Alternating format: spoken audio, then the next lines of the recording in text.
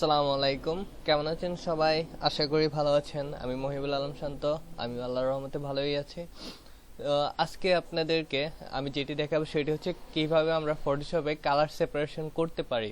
দেখা গেছে যে আমাদের অনেক ফ্যাক্টরিতে স্ক্রিন প্রিন্ট ফ্যাক্টরিতে একটা ডিজাইনকে আমরা অনেকগুলো ফ্রেমে কনভার্ট করি। দ্যাটস ওয়াই দেখা গেছে যে আমরা কালার সেপারেশনটা খুবই একটা ম্যান্ডেটরি। সেই ক্ষেত্রে অনেক সময় সেটা কিন্তু ইলাস্ট্রেটরে করা যায় না। তো এই যে আপনারা স্ক্রিনে যে ফটোটা দেখতেছেন, এটা থেকে আমি কিভাবে কয়টা কালার করব অথবা কালারগুলোকে কিভাবে কনভার্ট করে করে আলাদা আলাদা সেপারেটলি লেয়ারে নিয়ে যাব, সেটা হয়তো বা আমি আপনাদেরকে আজকে দেখিয়ে দিব। তো এই হচ্ছে আমার মেইন ইমেজটা। এই ইমেজটাকে আমি ফটোশপে ওপেন করলাম। করার পরে এখানে যে আপনারা ইমেজ দেখতেছেন, ইমেজে ক্লিক করবেন। এখানে একটা অপশন আছে, মোডের সাব অপশনে যাবেন। যাওয়ার পরে এখানে সেম ওয়াইকে থাকলে আপনারা আরজিবিতে নিয়ে কনভার্ট করে রাখবেন। নেওয়ার পরে আবার সেম কি করবেন, ইমেজে যাবেন, মোডে ক্লিক করবেন। করার পরে এরপরে এখানে দেখেন যে ইন্ডেক্স কালার ক্লিক করলে আপনি এখানে কয়টা কালার দিতে চাচ্ছেন, এই যে দেখেন এখানে কালার একটা অপশন আছে, এখানে প্লেট একটা অপশন আছে। সো লোকাল লোকাল সিলেক্টিভ দিয়ে রাখবেন অথবা হচ্ছে লোকাল পারপেকচুয়াল দিয়ে দিয়ে রাখবেন, যেটা আপনি প্রেফার করেন। এখান থেকে অপশনগুলো সিলেক্ট করে নেবেন, এক একটা ইফেক্ট। তো আমি চাচ্ছিলাম যে লোকাল পারপেকচুয়ালটাই থাকুক। আর এখানে আমি চাচ্ছি যে তিনটা না, আমি চারটা কালার দিব। তো সেক্ষেত্রে এখানে আমি চার নিয়ে নিলাম। ট্রান্সপারেন্সি থাকলে অবশ্যই আমি ট্রান্সপারেন্সিতে ক্লিক করে নিব। এরপর হচ্ছে ফোর্স এখানে হচ্ছে কাস্টম থাকলে আপনি কাস্টমাইজও দিয়ে রাখতে পারেন। তো সেই ক্ষেত্রে আপনি কাস্টমাইজ দেওয়ার ক্ষেত্রে আমি এখানে সিলেক্ট করে নিই। আমি এখানে সাপোজ কাস্টমাইজ ভাবে আমি এই কালারগুলো দিয়ে আমি এই ডিজাইনটা করে নিব। তো আমি এখানে তিনটা নিলাম, আরেকটা নিতে হবে, তো আরেকটা নিয়ে নিই। এখানে আপনারা চাইলে ইনফিনিটি নিতে পারেন, আপনি আপনাদের যতটুকু কালার প্রয়োজন হয় ততটুকু কালার কিনিয়ে নিতে পারেন। তো আমি এটা আপনাদেরকে দেখানোর জন্য, কালার কম্বিনেশনটা আসলে ঠিক হচ্ছে কিনা সেটা আমি জানি না, জাস্ট আপনাদেরকে রুলসটা দেখানোর জন্য। তো ওকে দিয়ে দিবেন। ওকে দেওয়ার পরে এই যে দেখেন অলরেডি কিন্তু আমার চারটা কালার ইউজ হয়ে গেছে। তো এখানে আমার পাঁচটা কালার হয়তো বা এখানে স্ক্রিনে দেখাচ্ছে। তো আমি ওকে দিয়ে দিলাম। দেওয়ার পরে এখন আসবেন যে আমি কালারগুলোকে কিভাবে সেপারেট করব। তো আই হোপ যে এখানে কালারটা হয়তো অনেকটা লাইট, আপনাদের স্ক্রিনে বোঝার ক্ষেত্রে হয়তো অনেকটা প্রবলেম হতে পারে। তো আমি এখানে আবার মোডে যাব, ইন্ডেক্স কালারে যাওয়ার পরে mode index colour, control Z. হ্যাঁ, তো আমি আবার এখানে সিলেক্টে যাব, যাওয়ার পরে মোডে যাব, মোড সিলেক্ট করে এখানে আমি ইন্ডেক্স কালারে যাব। তো যাওয়ার পরে আমি এখানে চারটা কালার দিয়ে নিব। কাস্টমসটা আমি প্রেফার করব না।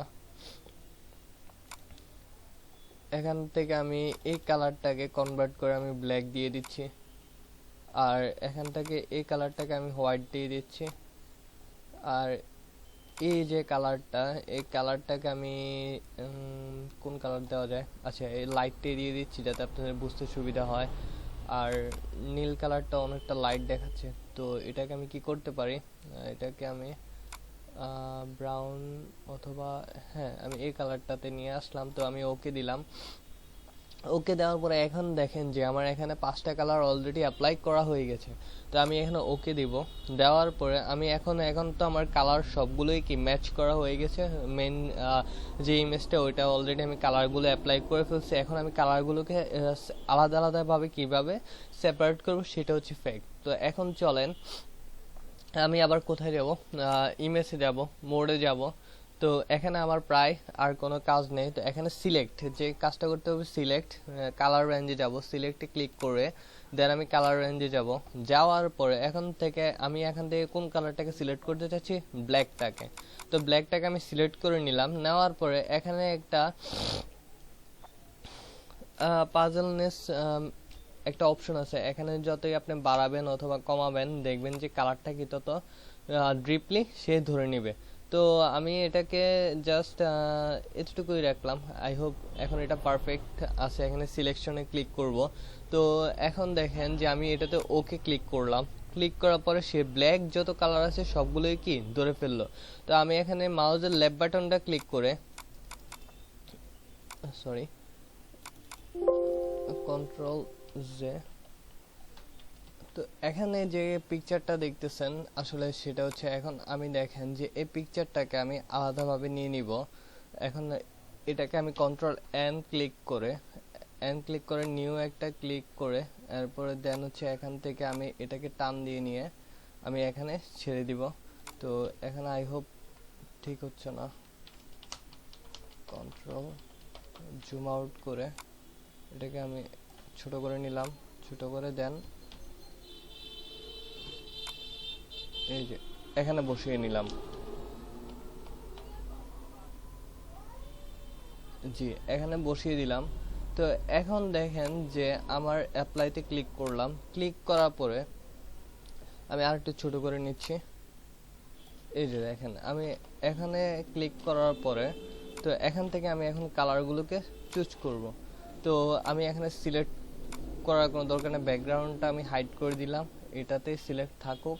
তো এখানে সিলেকশনে গিয়ে আমি এখানে কি করব যে কালার রেঞ্জে যাব, যাওয়ার পরে আমি এখানে ব্ল্যাকটাকে প্রেফার করব।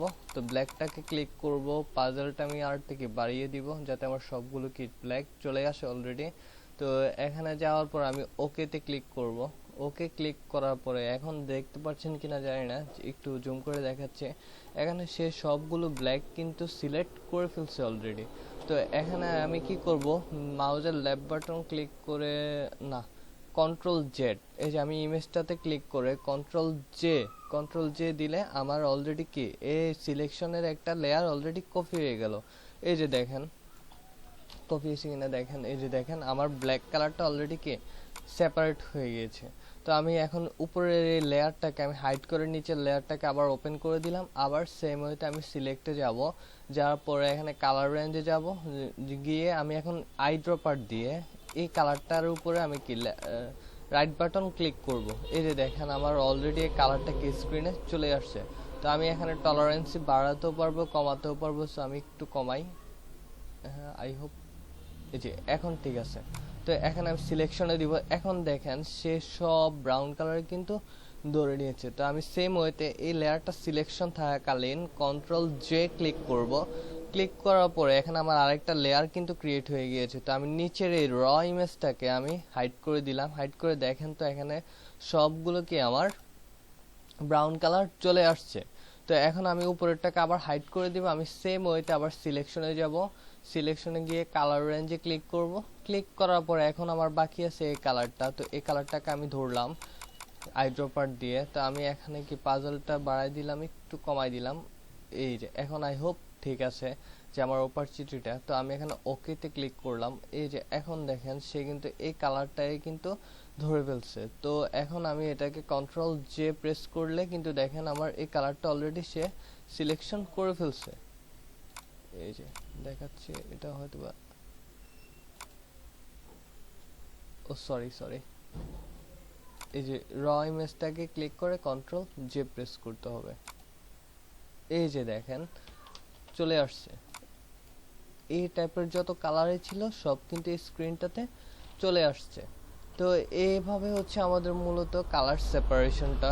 তো এই যে দেখেন আমি একের পর একটা করে দেখাচ্ছি। এই যে দেখেন আমার মেন কালারগুলো আলাদা আলাদাভাবে আমি কালারগুলোকে সেপারেট করে ফেললাম। তো আসলে এইভাবে কালারগুলোকে ফটোশপে সেপারেশন করে। তো এখানে একটা প্রবলেম হইতে পারে, প্রবলেমটা হচ্ছে যে আপনার এখানে যখন ইমেজে যাবেন, মোডে যাবেন, আমি আর একটু হাইড করে দিচ্ছি, হাইড করে আমি র ইমেজটাকে নিয়ে আসছি। তো এখানে যখন এই যে এটা দিয়ে আমি দেখাই, এটাতে যখন আপনি এখানে ইমেজে গিয়ে মোডে গিয়ে কালার ইন্ডেক্সে ক্লিক করবেন, ক্লিক করার পরে এখানে দেখেন যে merge visible layer and discard hidden layer. তো এখানে কিন্তু এটা অলরেডি ওকে হয়ে যাবে, অথবা কি এটা হবে না। তো আপনি যদি লেয়ারগুলোকে মার্চ করতে চান তাহলে সেক্ষেত্রে এটাতে ক্লিক করতে পারেন। তো আমি আবারও দেখাচ্ছি আরেকটু, কালার ইন্ডেক্স ওকে দিব।